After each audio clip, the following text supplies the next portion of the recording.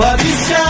आफ्नो आफैले अरूको हियाई बनाउँदैन यो देश सङ्घार गरेर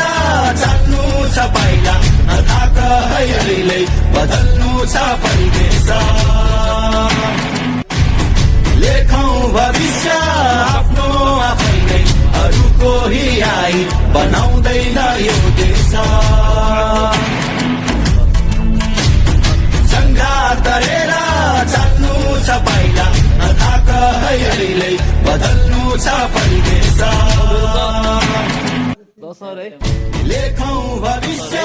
आफ्नो आफैले अरूको हियाई बनाउँदैन यो देश सङ्घार गरेर चाल्नु छ पाइला नथाक अहिले बदल्नु छ परिवेश बल्ने छौरा तमाराको बलेर चिच्याई डाकमा डाको छोडेर उड्ने छ देश उदाउने छौँ हामी यो भनेको घरलाई उठाउनु छ माथि हामी निस्किन लाग्यो